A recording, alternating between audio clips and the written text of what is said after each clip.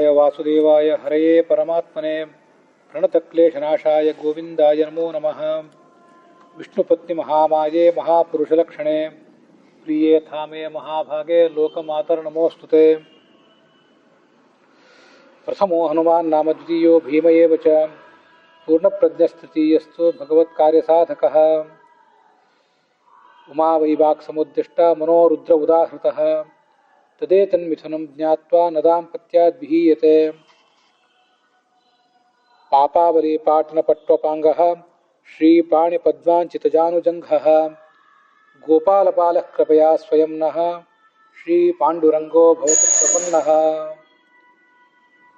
ಶ್ರೀಗುರುಭ್ಯೋ ನಮಃ. ವಿಶ್ವಾವಸು ಸಂವತ್ಸರದ ಮಾರ್ಗಶೀರ್ಷ ಮಾಸದ ಕೃಷ್ಣ ಪಕ್ಷದ ಏಕಾದಶಿ ದಿನ ಇವತ್ತು. ಭಾಗವತದ ಮೊದಲನೇ ಸ್ಕಂಧದ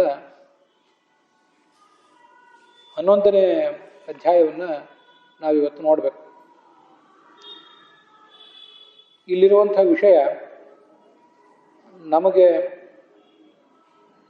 ಈಗ ನಾವು ಇರುವ ಸ್ಥಿತಿಯಲ್ಲಿ ಬಹಳ ಮಹತ್ವದ್ದು. ಇಲ್ಲಿ ಬಂದಿರುವಂಥ ವಿಷಯಗಳನ್ನು ಪ್ರಾಸಂಗಿಕವಾಗಿ ಅನೇಕ ಬಾರಿ ನಾವೆಲ್ಲ ನೋಡೇ ಇದ್ದೇವೆ, ನೋಡಿಲ್ಲದೇ ಇರೋ ವಿಷಯ ಏನಲ್ಲ. ಆದರೆ ಇವತ್ತು ನಾವು ಯಾವ ಒಂದು ತಳಮಳ ಗೊಂದಲದಲ್ಲಿದ್ದೀವಿ, ಅಂಥ ಸ್ಥಿತಿಗೆ ಇದೊಂದು ಔಷಧ ಇದ್ದಂತೆ ಇವತ್ತಿನ ಈ ಭಾಗ. ಮನುಷ್ಯನಿಗೆ ಕಷ್ಟ ಬರ್ತಿರ್ತವೆ, ಕಷ್ಟ ಬಂದಾಗಲೂ ಕೂಡ ಭಗವಂತನ ನಾಮಸ್ಮರಣ ತಪ್ಪಬಾರದು. ಇಷ್ಟೆಲ್ಲ ಕಷ್ಟ ಬಂತು, ಇನ್ನು ಭಗವಂತ ನಾಮಸ್ಮರಣ ಮಾಡಿ ಏನು ಉಪಯೋಗ, ದೇವರ ಪೂಜೆ ಪುರಸ್ಕಾರ ಇತ್ಯಾದಿಗಳನ್ನು ಮಾಡಿ ನಮಗೇನು ಉಪಯೋಗ ಅಂತ ಅಧ್ಯಾತ್ಮದ ಕಡೆಗೆ ನಮ್ಮ ಮನಸ್ಸು ಸಮೀಪ ಹೋಗುವುದನ್ನು ಬಿಟ್ಟು ದೂರ ಹೋಗುವಂತಾಗಬಾರ್ದು. ಇದು ಈ ಕಾಲದ ದೊಡ್ಡ ಅಪಾಯ. ಕಲಿಕಾಲದ ದೊಡ್ಡ ಅಪಾಯ ಯಾವುದು ಅಂದರೆ, ಮನುಷ್ಯ ದುಶ್ಚಟಕ್ಕೆ ದಾಸನಾಗ್ತಾನೆ, ಎಲ್ಲ ಕಡೆ ಭ್ರಷ್ಟಾಚಾರ, ವ್ಯಭಿಚಾರ, ಅನೈತಿಕತೆ ತಾಂಡವಾಡ್ತದೆ. ಬಹಳ ದೊಡ್ಡ ಅಪಾಯ. ಬಹಳ ಮುಖ್ಯವಾಗಿ ಮನುಷ್ಯ ನಾಸ್ತಿಕತೆ ಕಡೆ ವಾಲೋದು. ಮನುಷ್ಯನ ಮನಸ್ಸು ಸುತ್ತಮುತ್ತಲಿನ ವಾತಾವರಣವನ್ನು ಗಮನಿಸಿ ಬಹಳ ಸಂವೇದನಾಶೀಲ. ಮನುಷ್ಯನ ಮನಸ್ಸು ಬಹಳ ಸೂಕ್ಷ್ಮ. ಆ ಒತ್ತಡಗಳನ್ನು ತಳೀಲಿಕ್ಕಾಗದೆ ಇದರಿಂದ ಈ ಅಧ್ಯಾತ್ಮದಿಂದ ಏನು ಉಪಯೋಗ, ನಮಗೆ ಇದರಿಂದ ಏನು ಲಾಭ ಆಯಿತು, ಇಷ್ಟೆಲ್ಲ ಮಾಡಿ ಏನು ಉಪಯೋಗ ಆಯಿತು ಅಂತ ನಮಗೇ ಅನ್ನಿಸ್ತದೆ ಕೆಲವೊಂದು ಸರಿ. ನಮಗನ್ನಿಸದೆ ಹೋದರೂ ಕೂಡ ನಾವು ಅಧ್ಯಾತ್ಮದ ಮಾರ್ಗದಲ್ಲೇ ಧರ್ಮದ ಮಾರ್ಗದಲ್ಲೇ ಮುನ್ನಡೆದು ಇದ್ರೂ ಕೂಡ ಸುತ್ತಮುತ್ತಲಿನವರು ಅನೇಕ ಬಾರಿ ಅಂಥದೇ ಮಾತುಗಳನ್ನ ಮತ್ತೆ ಆಡ್ತಾ ಹೋದಾಗ ಅವ್ರಿಗೇನು ಉತ್ತರ ಹೇಳಬೇಕು ಅಂತ ತಿಳಿಯೋದಿಲ್ಲ. ಯಾವುದೋ ಒಂದು ಕಾಲದಲ್ಲಿ ಬಹಳ ಸೂಕ್ಷ್ಮವಾದ ಮನಸ್ಸು ಬಿಟ್ಟುಬಿಡೋಣ ಬಿಡೋದನ್ನೆಲ್ಲ ಅಂದು ಮನೆಯಲ್ಲಿರೋ ದೇವರು ದಿಂಡ್ರು ದೇವ್ರ ಪೆಟ್ಟಿಗೆ ಏನಂತೆಲ್ಲ ತೊಗೊಂಡೋಗಿ ಬಾವಿಗೆ ಹಾಕಿ ನದಿಗೆ ಹಾಕಿದವರು ಇದ್ದಾರೆ. ಇನ್ಯಾಕೆ ಧರ್ಮ, ಇನ್ಯಾಕೆ ದೇವರು, ಆ ಕಡೆಗೆ ಹೋಗೋದೇ ಬೇಡ ಅಂತ ಬಿಟ್ಟವರಿದ್ದಾರೆ. ಅದಾಗಬಾರ್ದು. ಎಂಥ ಪ್ರಬಲವಾದ ಕಲಿಯುಗ ಕಾಲ ಬಂದರೂ, ಎಷ್ಟೇ ಸಂಕಷ್ಟಗಳು ಬಂದರೂ ಕೂಡ ಮನುಷ್ಯ ನಾಸ್ತಿಕತೆಯ ಕಡೆಗೆ ವಾಲಬಾರದು ಅನ್ನೋದನ್ನು ನಾವು ಬಹಳ ದೃಢವಾಗಿ ಜೀವಮಾನದಲ್ಲಿ ತಿಳ್ಕೋಬೇಕು. ಅದು ಇವತ್ತಿನ ದೊಡ್ಡ ಸವಾಲು, ಈ ಕಾಲದ ದೊಡ್ಡ ಸವಾಲು. ಅದನ್ನು ಇವತ್ತಿನ ಭಾಗದಲ್ಲಿ ನೋಡ್ತೇವೆ. ಪಾಂಡವರು ಯುದ್ಧದಲ್ಲಿ ಗೆದ್ದರು. ಕೌರವರ ಕಡೆಗೆ ಅಶ್ವತ್ಥಾಮ ಇದ್ದ. ಪಾಂಡವರು ಪಾಂಡವರು ಮತ್ತು ಕೌರವರಿಗೆ ಇಬ್ಬರಿಗೂ ಗುರು ದ್ರೋಣ. ಆ ದ್ರೋಣರ ಮಗ ಅಶ್ವತ್ಥಾಮ. ಅಶ್ವತ್ಥಾಮ ಆ ದ್ರೋಣರ ಕಡೆಗಿದ್ನಲ್ಲ, ಅವನಿಗೆ ಆ ದ್ರೋಣರ ಹತ್ಯೆಯನ್ನು ಪಾಂಡವರು ಮಾಡಿದ್ದನ್ನು ತಡ್ಕೊಳ್ಳಿಕ್ಕಾಗಲಿಲ್ಲ. ದ್ರೋಣರು ಪಾಂಡವರು ಗುರುಗಳೇ, ಆದರೆ ಕೌರವರ ಪಕ್ಷದಲ್ಲಿದ್ದರಿಂದ ಭೀಮ, ದ್ರೋಣ ಮೊದಲಾದವರು ಎಲ್ಲರನ್ನೂ ಪಾಂಡವರು ಕೊಂದು ಹಾಕಿದರು. ನಮಗದೆಲ್ಲ ಕಥಾ ಗೊತ್ತಿದ್ದೇ ಇದೆ. ಅಶ್ವತ್ಥಾಮ ಏನು ಮಾಡಿದ, ಯುದ್ಧ ಮುಗಿದ ದಿವಸ ದುರ್ಯೋಧನ ಸತ್ತು ಬಿದ್ದಿದ್ದಾನೆ. ಪಾಂಡವರೆಲ್ಲ ಶಿಬಿರದಲ್ಲಿ ವಿರಾಮವಾಗಿ ಮಲ್ಕೊಂಡಿರ್ತಾರೆ.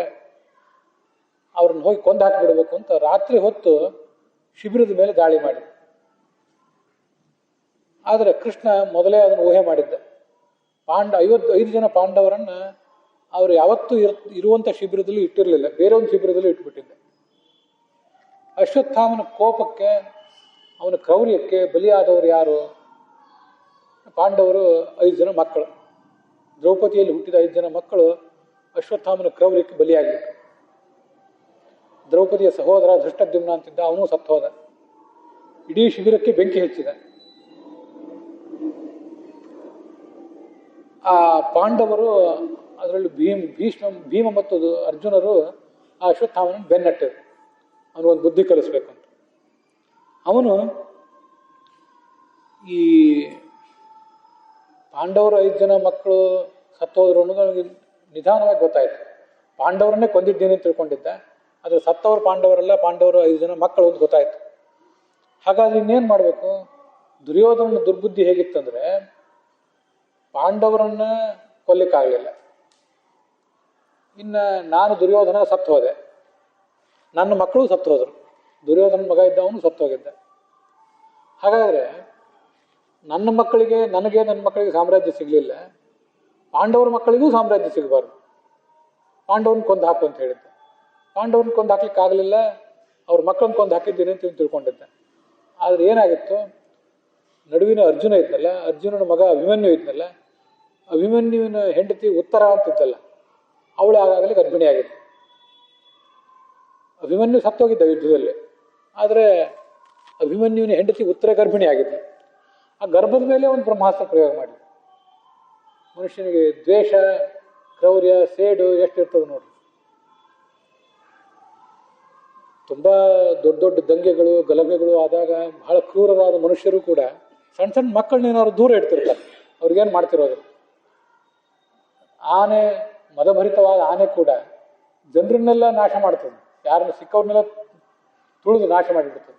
ಚಿಕ್ಕ ಮಕ್ಕಳಿದ್ರೆ ಆ ಚಿಕ್ಕ ಮಕ್ಕಳನ್ನ ಸೊಂಡಿಲಿನಿಂದ ದೂರ ಇಟ್ಟು ಅದಕ್ಕೇನು ಅಪಾಯ ಆಗದೆ ಇರುವಂತೆ ಆನೆಗಳು ಮಾಡಿದ ಉದಾಹರಣೆಗಳೇ.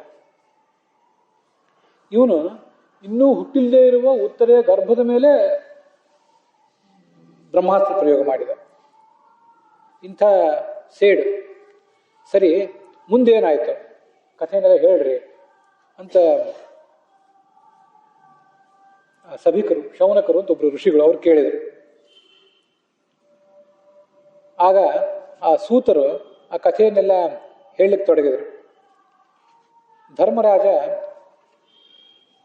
ಕುರುಕ್ಷೇತ್ರದ ಯುದ್ಧ ಆದಮೇಲೆ ರಾಜ ಆದ.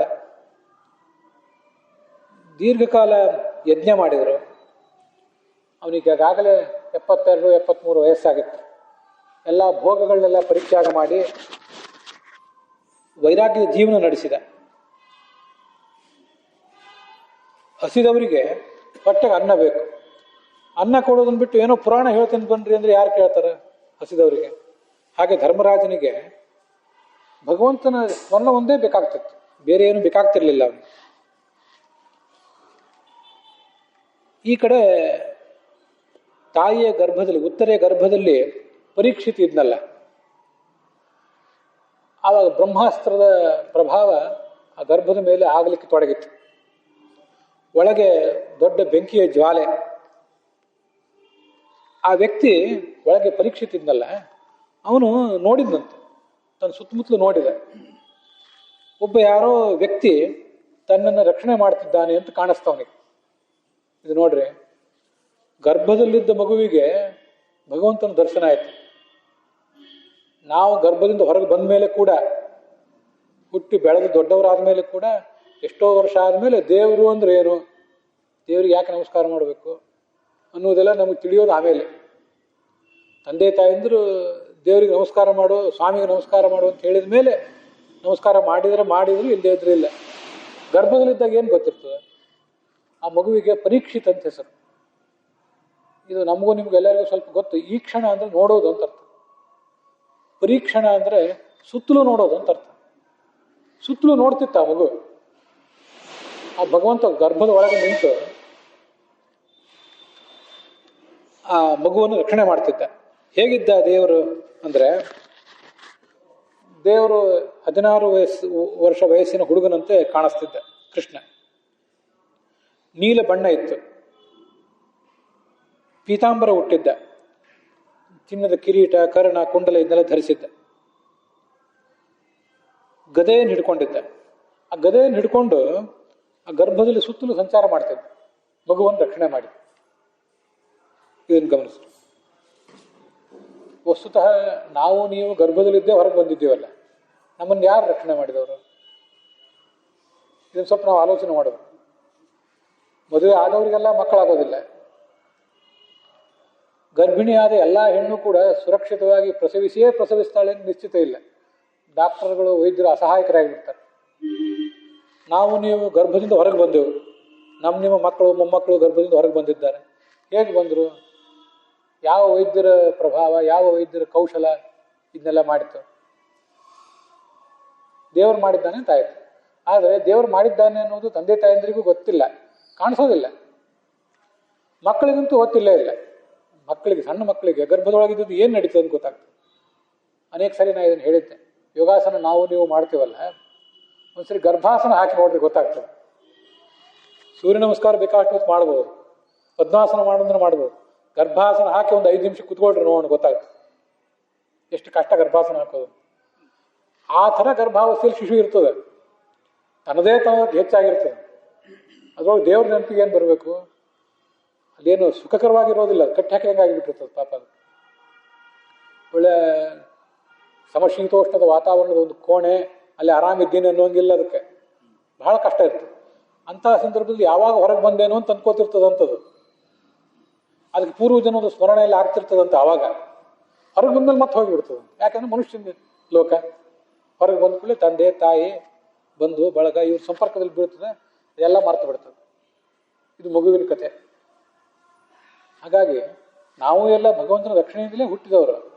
ಆದರೆ ಭಗವಂತ ರಕ್ಷಣೆ ಮಾಡಿದ್ದಾನೆ ಅನ್ನೋದು ನಮ್ಗೆ ಗೊತ್ತಿಲ್ಲ ಇಷ್ಟೇ. ಯಾರೀತ, ಯಾರು ಯಾರು ಅಂತ ಮಗು ಈಕ್ಷ ನೋಡ್ತಿತ್ತು. ಮುಂದೇನಾಯ್ತು ಅಂದರೆ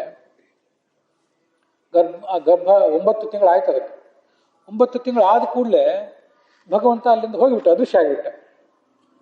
ಅದು ಸತ್ಯ ಹೋಯ್ತದ. ಇದನ್ನ ಗಮನಿಸಿದೆ. ಬ್ರಹ್ಮಾಸ್ತ್ರ ಪ್ರಯೋಗ ಮಾಡಿದ್ದ. ಬ್ರಹ್ಮಾಸ್ತ್ರ ಅಂದರೆ ಎಲ್ಲ ಅಸ್ತ್ರಗಳಲ್ಲೂ ಬಹಳ ದೊಡ್ಡ ಅಸ್ತ್ರ. ಅದನ್ನು ಪ್ರಯೋಗ ಮಾಡಿದ್ದ ಅಶ್ವತ್ಥಾಮ. ಆ ಅಸ್ತ್ರ ವಿಫಲ ಆಗಬಾರ್ದು. ವಿಫಲ ಆದ್ರೆ ಮತ್ತೆ ಅಸ್ತ್ರಕ್ಕೇನು ಉಪಯೋಗ? ವಿಫಲ ಆಗಬಾರ್ದು. ಅಸ್ತ್ರ ಸಫಲ ಆಗುವಂತೆ ನೋಡ್ಕೊಂಡ ದೇವರು. ಆದರೆ ಅಸ್ತ್ರ ಸಫಲ ಆಗಿಯೂ ಕೂಡ ಮತ್ತೆ ತನ್ನ ಸಂಕಲ್ಪದಂತೆ ಆ ಮಗುವನ್ನು ಬದುಕಿಸಿದೆ. ಇದು ಅದರ ವೈಶಿಷ್ಟ್ಯ. ಬ್ರಹ್ಮಾಸ್ತ್ರ ಕೆಲಸ ಮಾಡಲಿ ಅಂತ. ಮುಂದೆ ಸ್ವಲ್ಪ ಹೊತ್ತಿನ ನಂತರವೇ ಕುಂತಿ ಮೊದಲಾದವರು ಅಲ್ಲಿ ಓಡಿ ಬಂದರು. ಮಗು ಸತ್ತು ಹೋಗಿಬಿಟ್ಟಿದೆ, ಕಾಪಾಡುವಂತ ದೇವರ ಹತ್ರ ಬಂದರು. ನಾವೀಗ ಭಾಗವತ ನೋಡ್ತಿದ್ದೇವೆ. ಮಹಾಭಾರತದಲ್ಲಿ ಒಂದಿಷ್ಟು ಆ ಕಥಾ ಬರ್ತದೆ. ಅವರೆಲ್ಲ ಓಡಿ ಬಂದರು. ಕುಂತಿ, ಅವಳ ಸೊಸೆ ದ್ರೌಪದಿ, ಅವಳ ಸೊಸೆ ಉತ್ತರೆ ಎಲ್ಲ ಒಳ್ಳಿಕ್ಕೆ ತೊಡಗಿದ್ರು. ನೀನೇ ಕಾಪಾಡಬೇಕು. ಕೃಷ್ಣ ಆ ಮಗುವನ್ನು ತಗೊಂಡು ಅದರ ನೆತ್ತಿಯಿಂದ ಕಾಲಿನವರೆಗೆ ಸ್ಪರ್ಶ ಮಾಡಿದ. ಭಗವಂತನ ಆ ಕರಕಮಲದ ಸ್ಪರ್ಶ ಆದ ಕೂಡಲೇ ಆ ಮಗು ಎಚ್ಚೆತ್ಕೊಳ್ತು. ಕೃಷ್ಣನೇ ಬದುಕಿಸಿದ. ಮುಂದೆ ಧರ್ಮರಾಜ ಅದರ ಅಜ್ಜ ಅದಕ್ಕೆ ಪುರೋಹಿತರನ್ನು ಕರೆಸಿ ಏನೇನು ಜಾತಕರ್ಮ ಇತ್ಯಾದಿಗಳನ್ನು ಮಾಡಬೇಕಾಗಿತ್ತು ಅದನ್ನೆಲ್ಲ ಮಾಡಿದ. ಮತ್ತೆ ಗೋದಾನ ಇತ್ಯಾದಿ ದಾನಗಳನ್ನು ಮಾಡಿದ. ಆವಾಗ ಜ್ಯೋತಿಷಿಗಳು ಬಂದಿದ್ರು. ಕುರುವಂಶ ನಷ್ಟ ಆಗಿ ಹೋಗೋದ್ರಲ್ಲಿತ್ತು. ಕೌರವರ ಕವಲಂತೂ ಇಲ್ಲೇ ಇಲ್ಲ. ಪಾಂಡವರ ಕವಲಿನಲ್ಲಿ ಕೂಡ ಪಾಂಡವರಿಗೆಲ್ಲರಿಗೂ ಈಗ 70 ಮೇಲೆ ವಯಸ್ಸು. ಇನ್ನೇನು ಅವ್ರಿಗೆ ಮಕ್ಕಳಾಗುವಂತಿಲ್ಲ. ಪಾಂಡವರಿಗೆ ದ್ರೌಪದಿಯಲ್ಲಿ 5 ಜನ ಮಕ್ಕಳೇನಾಗಿದ್ರು ಸತ್ತೋಗಿದ್ದಾರೆ. ಪಾಂಡವರ ನಡುವಿನ ಅರ್ಜುನನಿಗೆ ಅಭಿಮನ್ಯು ಮಗ, ಸುಭದ್ರೆಯಲ್ಲಿ ಹುಟ್ಟಿದವನು. ಸುಭದ್ರೆ ಆ ಅಭಿಮನ್ಯು ಸತ್ತೋಗಿದ್ದಾನೆ. ಆ ಅಭಿಮನ್ಯುನೂ ಸತ್ತೋಗಿದ್ದಾನಲ್ಲ, ಅಭಿಮನ್ಯುವಿನ ಹೆಂಡತಿ ಉತ್ತರೆ, ಅವಳಲ್ಲಿ ಒಂದು ಮಗು ಹುಟ್ಟಿತು. ಇದು ಇನ್ನು ಈ ಪಾಂಡವರ ವಂಶವನ್ನು ಮುನ್ನಡೆಸ್ಬೇಕು. ಅದಕ್ಕೆ 2 ಪರೀಕ್ಷಿತ ಅಂತ ಹೆಸರು ಬರ್ಲಿಕ್ಕೆ 2 ಕಾರಣ. ಒಂದು, ಗರ್ಭದೊಳಗಿದ್ದಾಗಲೇ ಭಗವಂತನ ಎಲ್ಲ ಕಡೆ ನೋಡ್ತಿತ್ತಲ್ಲ, ಅದೊಂದು ಕಾರಣ. ಇನ್ನೊಂದು, ಪರೀಕ್ಷೀಣೆ ಕುಲೇ ಯಸ್ಮಾತ್ ಜಾತೋಯಂ ಅಭಿಮನ್ಯುಜಃ. ನಾನು ಯಾವಾಗಲೇ ಹೇಳಿದೆ, ಪರೀಕ್ಷಿತ್ ಅಂದರೆ ಈ ಕ್ಷಣ ಅಂದರೆ ನೋಡುವುದು ಅಂತ ಒಂದು ಅರ್ಥ ಹೇಳಿದೆ. ನೋಡುವುದು ಅಂತಲ್ಲದೆ ಕ್ಷಯ ಅಂದರೆ ನಾಶ ಆಗೋದು ಅಂತ ಅರ್ಥ. ನಮಗಿದು ಗೊತ್ತಿದೆ. ಇಡೀ ಕುಲವೇ ಕ್ಷಯ ಆಗಿ ಹೋಗೋದ್ರಲ್ಲಿದ್ದಾಗ ಭಗವಂತನ ಅನುಗ್ರಹದಿಂದ ಈ ಮಗು ಹುಟ್ಟಿತಲ್ಲ, ಅದರಿಂದ ಇದಕ್ಕೆ ಪರೀಕ್ಷಿತ್ ಅಂತ ಹೆಸರು. ಇವನಿಗೆ ಈ ಪರೀಕ್ಷಿತ ರಾಜನಿಗೆ ವಿಷ್ಣುರಾತ ಅಂತ ಹೆಸರು. ಏನು ವಿಷ್ಣುರಾತ ಅಂತ ಹೆಸರು? ವಿಷ್ಣುರಾತ ಅನ್ನೋ ಹೆಸರಿನ ಅರ್ಥ ಏನು ಅಂದರೆ ಭಗವಂತನೇ ಇವನನ್ನು ಬದುಕಿಸಿದ, ಭಗವಂತನಿಂದ ಬದುಕಿಸಲ್ಪಟ್ಟ ಶಿಶು ಅಂತ ಅರ್ಥ ಅದಕ್ಕೆ ಆ ಮಗುವಿಗೆ. ವಸ್ತುತಃ ನಾವು ಎಲ್ಲರೂ ಕೂಡ ಹುಟ್ಟಿ ಬಂದದ್ದು ಬೆಳೆದದ್ದು ಇಲ್ಲಿವರೆಗೆ ಇದ್ದದ್ದು ಎಲ್ಲ ಭಗವಂತನ ಅನುಗ್ರಹದಿಂದಲೇ, ನಮಗದು ಗೊತ್ತಿಲ್ಲ ಅಷ್ಟೇ. ದೊಡ್ಡ ಭಗವದ್ಭಕ್ತನಾಗ್ತಾನೆ ಇವನು, ದೊಡ್ಡ ರಾಜ ಆಗ್ತಾನೆ ಅಂತ ಅವರೆಲ್ಲ ಹೇಳಿದರು. ಇಲ್ಲೇ ಒಂದು ಅಂಶ ನಾವು ಗಮನಿಸಬೇಕಾದದ್ದು, ಹಿಂದೆ ಅನೇಕ ಸರಿ ಪ್ರಾಸಂಗಿಕವಾಗಿ ನಿಮ್ಮಲ್ಲಿ ಅನೇಕ ಜನರ ಜೊತೆ ಮಾತಾಡುವಾಗ ಇದನ್ನು ಹೇಳಿದ್ದೆ.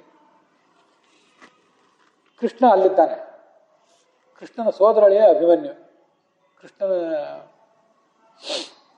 ತಂಗಿ ಸುಭದ್ರೆ ಅರ್ಜುನ ಮದುವೆ ಮಾಡ್ಕೊಂಡಿದ್ದ, ಅಲ್ಲಿ ಹುಟ್ಟಿದವನೇ ಈ ಅಭಿಮನ್ಯು. ಅವನ ಮಗ ಈ ಪರೀಕ್ಷಿತ್. ಈ ಅಭಿಮನ್ಯುವಿನ ಕಥೆ ಮತ್ತು ಪರೀಕ್ಷಿತನ ಕಥೆ ನೋಡಿದರೆ ಜೀವನ ಎಷ್ಟು ವಿಚಿತ್ರ ಅಂತ ಅನಿಸ್ತದೆ ನಮಗೆ. ಪಾಂಡವರು ಕೌರವರು ಯುದ್ಧ ಮಾಡ್ತಿದ್ರಲ್ಲ, ಆವಾಗ ಒಂದು ಬಾರಿ ಈ ದ್ರೋಣರು ಒಂದು ಚಕ್ರವ್ಯೂಹ ಅಥವಾ ಪದ್ಮವ್ಯೂಹ ಅಂತ ಒಂದು ಭಯಾನಕವಾದ ವ್ಯೂಹ ರಚನೆ ಮಾಡಿದ್ರು. ಅಲ್ಲಿ ಒಳಗೆ ಹೋಗ್ಲಿಕ್ಕೆ ಗೊತ್ತಿತ್ತು ಈ ಅಭಿಮನ್ಯುವಿಗೆ, ಅದು ಹೊರಗೆ ಬರುವುದನ್ನು ಅರ್ಜುನ ಅವನಿಗೆ ಹೇಳಿಕೊಟ್ಟಿರಲಿಲ್ಲ. ಅರ್ಜುನ ಎಲ್ಲೋ ಬೇರೆ ಕಡೆ ಯುದ್ಧಕ್ಕೆ ಹೋಗಿದ್ದ. ಈ ಅಭಿಮನ್ಯು ತಾನು ಒಳಗೆ ಹೋಗಿ ಯುದ್ಧ ಮಾಡ್ತೇನೆ ಅಂತ ಹೇಳಿದ. ಆಯ್ತು ಹೋಗು, ನಾನು ನಿನಗೆ ಬೆಂಗಾವಲಾಗಿರ್ತೇವೆ ಅಂತ ಅವರೆಲ್ಲ ಹೇಳಿದ್ರು ಉಳಿದು ಪಾಂಡವರು. ಅವನು ಒಳಗೆ ಹೋದ, ಅವನಿಗೆ ಹೊರಗೆ ಬರ್ಲಿಕ್ಕೆ ಆಗಲಿಲ್ಲ. ಅಲ್ಲಿ ದ್ರೋಣ ಮತ್ತು ಕರ್ಣ, ದುರ್ಯೋಧನ ಎಲ್ಲ ವೀರರು ಸೇರಿ ಅಭಿಮನ್ಯುವನ್ನು ಕೊಂದಾಕಿಬಿಟ್ರು 16ನೇ ವಯಸ್ಸಿಗೆ. ಕೃಷ್ಣ ದೇವರು ಅಂತ ನಾವು ನಂಬುತ್ತೇವೆ, ಶಾಸ್ತ್ರ ಹೇಳ್ತದೆ. ತನ್ನ ಸೋದರಳಿಯ, ತನ್ನ ತಂಗಿ ಮಗ ಚಕ್ರವ್ಯೂಹದ ಪದ್ಮವ್ಯೂಹದ ಒಳಗೆ ಹೋಗ್ಲಿಕ್ಕೆ ಸಮರ್ಥ, ಹೊರಗೆ ಬರ್ಲಿಕ್ಕೆ ಸಮರ್ಥ ಅಲ್ಲ. ಅವನು ಒಳಗೆ ಹೋದರೆ ಸಾಯ್ತಾನೆ ಅನ್ನೋದು ಅವನಿಗೆ ಗೊತ್ತಿತ್ತೋ ಇಲ್ಲ. ಗೊತ್ತಿಲ್ಲದೆ ಇದ್ರೂ ದೇವರಲ್ಲ, ದೇವರು ಹೌದು ಅಂತ ಅಂದ್ರೆ ಗೊತ್ತಿದೆ. ಆದರೆ ಅದನ್ನ ತಡೀಲಿಲ್ಲ. ಯಾಕೆ ದೇವರು? ಇನ್ನೊಂದು ಪ್ರಶ್ನೆ ಮನಸ್ಸಿನಲ್ಲಿ ಇಟ್ಕೊಳ್ರಿ. ಆ ಅಭಿಮನ್ಯುವಿನ ಮಗ ಪರೀಕ್ಷಿತ, ಈಗಿನ ಕಥೆ ನೋಡ್ತಿದ್ದೇವಲ್ಲ, ಸತ್ತೇ ಹೋಗಿತ್ತದು. ಸತ್ತು ಹೋಗಿದ್ದನ್ನು ಮಗುವನ್ನು ಪರೀಕ್ಷಿಸಿದ. ಯಾರು ವೈದ್ಯರನ್ನು ಕೇಳ್ರಿ, ಸತ್ತು ಹೋಗಿದ್ದವನ್ನ ಬದುಕಿಸ್ತೀರೇನ್ರಿ ನೀವು ಅಂತ. ಅದೇನಾಗೋದಿಲ್ಲ, ಸ್ವಲ್ಪ ಸೀರಿಯಸ್ ಇದ್ರೆ ಕರ್ಕೊಂಡು ಬರ್ರಿ, ಪ್ರಯತ್ನ ಪಡ್ತೇವೆ. ಸೀರಿಯಸ್ ಇದ್ರೆ ಏನಾದರೂ ಪ್ರಯತ್ನ ಪಡ್ತಾರೆ, ಸಾಯುವ ಪರಿಸ್ಥಿತಿ ಇದ್ರೆ ಪ್ರಯತ್ನ ಪಡ್ತಾರೆ. ಸತ್ಯ ಹೋಗಿದ್ರ ಮೇಲೆ ಪ್ರಯತ್ನ ಪಡ್ತಾರೆ. ಸತ್ತು ಹೋಗಿದ್ದ ಮಗುವನ್ನು ಬದುಕಿಸ್ಲಿಕ್ಕೆ ಸಾಧ್ಯವೇ ಇಲ್ಲ. ಸಾಯುವ ಪರಿಸ್ಥಿತಿಯಲ್ಲಿದ್ದ ಮಗುವನ್ನು ಏನಾದರೂ ಬದುಕಿಸ್ಬೋದು. ಅಭಿಮನ್ಯು ಸತ್ತಿರಲಿಲ್ಲ, ಇನ್ನೂ ಚಕ್ರವ್ಯೂಹದ ಒಳಗೆ ಹೊರಟಿದ್ದ. ಅವನನ್ನು ಯುದ್ಧಕ್ಕೆ ಹೋಗದಂತೆ ತಡಿಬೋದಿತ್ತು ಕೃಷ್ಣ. ಅರ್ಜುನನ್ಗೆ ಹೇಳ್ಬೋದಿತ್ತು, ನಿನ್ನ ಮಗ ಅಲ್ಲಿ ಒಳಗೆ ಹೊರಟಿದ್ದಾನೆ, ಅವನು ಒಳಗೆ ಹೋಗ್ಲಿಕ್ಕೆ ಬಿಡಬೇಡ, ಇವತ್ತು ನಾವೇ ಅಲ್ಲಿ ಯುದ್ಧಕ್ಕೆ ಹೋಗೋಣ, ಅವನನ್ನು ಒಬ್ಬನೇ ಅಲ್ಲಿ ಒಳಗೆ ಬಿಡೋದು ಬೇಡ ಅಂತ ಕೃಷ್ಣ ಹೇಳ್ಬಹುದಿತ್ತು. ಹೇಳಲಿಲ್ಲ. ಸತ್ತಿರಲಿಲ್ಲ, ಏನು ಸತ್ತಿಲ್ಲದೆ ಇದ್ದವನು ತಡಿಬೋದಿತ್ತು, ತಡೆಯಲಿಲ್ಲ. ಪರೀಕ್ಷಿತ ಸತ್ತೇ ಹೋಗಿದ್ದ. ನನ್ನ ಕೈಲಿ ಆಗೋದಿಲ್ಲ, ಇನ್ನು ನಾವು ಅಸಹಾಯಕರು, ಡಾಕ್ಟರ್ ಹತ್ರ ಹೋಗ್ರಿ, ವಿ ಆರ್ ಹೆಲ್ಪ್ಲೆಸ್ ಅಂದ್ಬಿಡ್ತಾರೆ. ಆ ಥರ ನಮ್ಮ ಕೈಲಿ ಏನಾಗೋದಿಲ್ಲ, ಹುಡುಗ ಸತ್ತೋಗಿದ್ದಾನೆ ಬಿಟ್ಟು ಬಿಡ್ರಿ ಅಂತ ಅವನು ಹೇಳ್ಬೋದಿತ್ತು. ಯಾರು ಏನು ಮಾಡ್ತಿರ್ಲಿಲ್ಲ. ಆದರೆ ಅದನ್ನು ಮಾಡಲಿಲ್ಲ. ಸತ್ತು ಹೋಗಿದ್ದ ಮಗುವನ್ನು ಬದುಕಿಸಿದ. ಸಾಯಲಿಕ್ಕೆ ಹೊರಟ ಅಭಿಮನ್ಯು ಬದುಕಿಸಲಿಲ್ಲ. ಅದಕ್ಕೇನರ್ಥ? ಅಭಿಮನ್ಯು ಸತ್ತಾಗ ಧರ್ಮರಾಜ ತುಂಬ ಗೋಳಾಡ್ತಾನೆ. ಆಗ ಧರ್ಮರಾಜನಿಗೆ ಕೆಲವು ಕಥೆಗಳನ್ನು ಹೇಳ್ತಾರೆ. ನೀನೇನು ದೊಡ್ಡ ಸಾಧನೆ ಮಾಡಿದ್ದಿ? ಭಾಳ ಜನರಿಗೆ ಅನಿಸೋದೇನೆಂದರೆ, ನಾವು ಭಾಳ ದೊಡ್ಡ ಧಾರ್ಮಿಕರು, ಭಾಳ ಧರ್ಮಾಚರಣೆ ಮಾಡಿದ್ದೀವಿ, ನಮಗೆ ಈ ಥರ ಆಗಬಾರ್ದಿತ್ತು, ನಿಮಗೆ ಈ ಥರ ಆಗಬಾರ್ದಿತ್ತು, ನಮಗೆ ಈ ಥರ ಆಗಬಾರ್ದಿತ್ತು ಅಂತ ನಾವು ಕೆಲವರು ಅನ್ಕೋತೇವೆ. ನಿಮಗೆ ಈ ಥರ ಆಗಬಾರ್ದಿತ್ತು ಅಂತ ಇನ್ಯಾರೋ ಕೆಲವರು ಬಂದು ಕಿವಿಯಲ್ಲಿ ಹೇಳ್ತಾರೆ. ಹೌದು ಆಗಬಾರ್ದಿತ್ತು ಅಂತ ನಮಗೂ ಅನಿಸ್ಲಿಕ್ಕೆ ಶುರುವಾಗ್ತದೆ.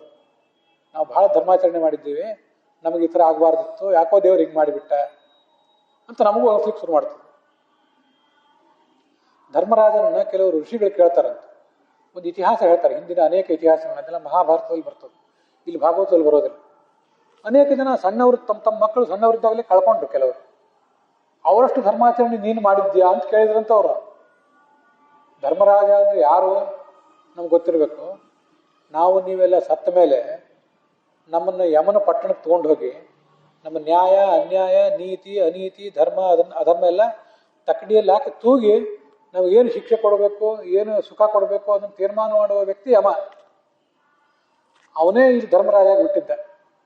ಅಂಥವನನ್ನು ಋಷಿಗಳಿಗೆ ಕೇಳ್ತಾರಂತೆ, ನೀನೇನು ಧರ್ಮಾಚರಣೆ ಮಾಡಿದೆ ಅಂತ. ನಿನ್ಕಿಂತ ಹೆಚ್ಚು ಧರ್ಮಾಚರಣೆ ಮಾಡಿದ್ದವರು ಜಗತ್ತಿನಲ್ಲಿ ಹಿಂದಿನ ಕಾಲದಲ್ಲಿ ರಾಜರಿದ್ರು, ಅವರು ಎಲ್ಲ ತಮ್ಮ ಮಕ್ಕಳನ್ನ ಕಳ್ಕೊಂಡ್ರು. ನೀನೇನು ದೊಡ್ಡ ಧರ್ಮಾಚರಣೆ ಮಾಡಿದ್ದಿ? ಈಗ ನಾವು ಕೇಳ್ಕೋಬೇಕು, ಧರ್ಮರಾಜನಷ್ಟು ನೀವೇನು ಧರ್ಮಾಚರಣೆ ಮಾಡಿದ್ದೀರಿ, ನಾವೇನು ಧರ್ಮಾಚರಣೆ ಮಾಡಿದ್ದೀವಿ? ಇಷ್ಟು ಕೇಳ್ಕೊಂಡ್ರೆ ಬೇರೆಯವ್ರು ಕೇಳಬೇಕಾಗಿಲ್ಲ. ನಮಗೆ ಬೇರೆಯವ್ರು ಕೇಳಿಬಿಟ್ಟು ಸಿಟ್ಟು ಬರ್ತದೆ. ಏನ್ರಿ ನಾವಿಷ್ಟು ಧಾರ್ಮಿಕರಿದ್ದೀವಿ, ಏನು ಧರ್ಮಾಚರಣೆ ಮಾಡಿದಿರಿ ಅಂತ ನೀವೇನು ನಮಗೆ ಚಾಲೆಂಜ್ ಮಾಡೋದು? ಬೇರೆಯವ್ರು ಕೇಳಿದ್ರೆ ನಮಗೆ ಪಚ್ಚ ಆಗೋದಿಲ್ಲ, ಮನಸ್ಸಿಗೆ ಸರಿ ಕಾಣಿಸೋದಿಲ್ಲ. ನಮ್ಮನ್ನು ನಾವೇ ಕೇಳ್ಕೋಬೇಕು, ಧರ್ಮರಾಜನಷ್ಟು ನಾವು ಪುಣ್ಯ ಮಾಡಿದ್ದೀವ? ಒಂದು ದಾಸರ ಹಾಡು ಬರ್ತದೆ, ಕರುಣಿಸೋ ರಂಗ ಕರುಣಿಸೋ ಅಂತ. ಒಲಿಸಲಾರೆ ಅರ್ಜುನನಂತೆ ಸಖನಾಗಿ. ಅರ್ಜುನ ಕೃಷ್ಣನಿಗೆ ಗೆಳೆಯನಾಗಿ ಅವನನ್ನ ನಿತ್ಯ ಒಲಿಸ್ಕೊಂಡ. ಅವತ್ತು ಅವನಿಗೆ ಸೇವಾ ಮಾಡ್ತಿದ್ದ. ವರಕಪಿ ಅಂದ್ರೆ ಹನುಮಂತ, ಹನುಮಂತನಂತೆ ಸೇವಾ ಮಾಡಿ. ಹನುಮಂತ ಸೇವಾ ಮಾಡಿದಷ್ಟು ನಾವು ಮಾಡಿದ್ದೀವ? ಅರ್ಜುನನಂತೆ ಗೆಳೆಯರಾಗಿದ್ದೀವ? ಪ್ರಹ್ಲಾದನಂತೆ ಧ್ರುವನಂತೆ ಸಣ್ಣ ವಯಸ್ಸಿನಲ್ಲಿ ಭಗವಂತನ ಆರಾಧನೆ ಮಾಡಿದ್ದೀವ? ಯಾವಾಗೋ ಒಂದು ಸ್ವಲ್ಪ ನೆನಪಾದಾಗ, ರಸ್ತಾದ ಮೇಲೆ ಹೋಗುವಾಗ ವಿಠೋಬ ದೇವರ ಗುಡಿ ಕಾಣಿಸಿದಾಗ, ಮಲ್ಲಿಕಾರ್ಜುನ ದೇವರ ಗುಡಿ ಕಾಣಿಸಿದಾಗ ಗಾಡಿಯಿಂದ ಇಳಿದೆವು. ಇಳಿದೇ ಹೋದ್ರೆ ಅಲ್ಲಿಂದ್ರೆ ಒಂದು ಕೈ ಹೀಗೆ ಮಾಡಿದೆವು.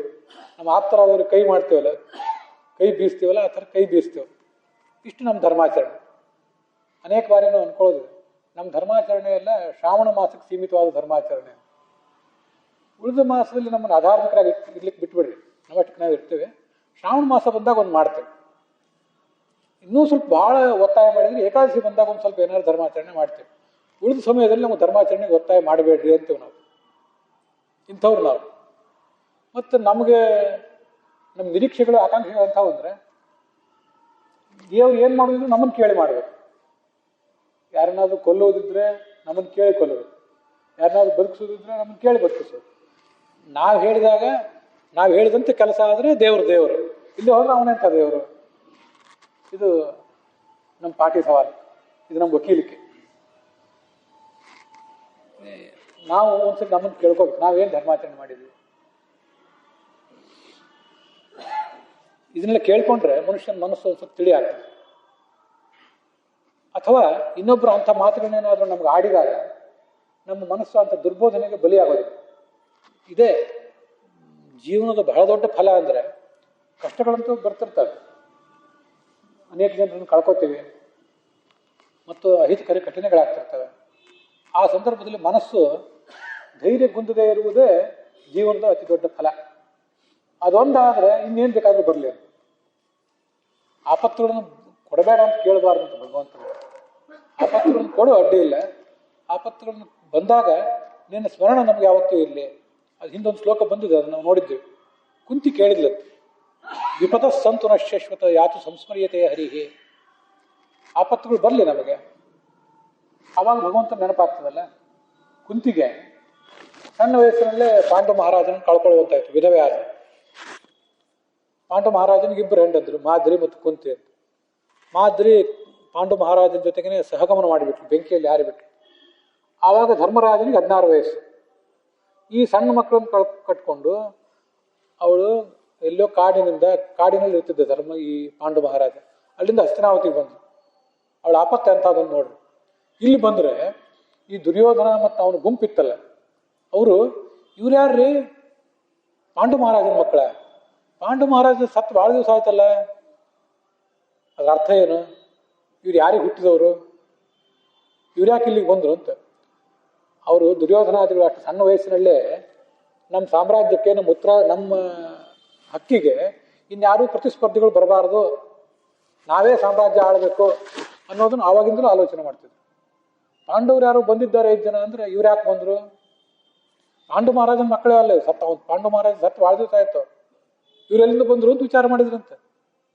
ಆವಾಗ ಋಷಿಗಳು ಇವರೆಲ್ಲ ಪಾಂಡು ಮಹಾರಾಜನ ಮಕ್ಕಳು ಅಂತ ಅವ್ರಿಗೆ ಸಮಾಧಾನ ಹೇಳಿ ಅವ್ರನ್ನಲ್ಲಿ ಬಿಟ್ಟು ಹೋದರು.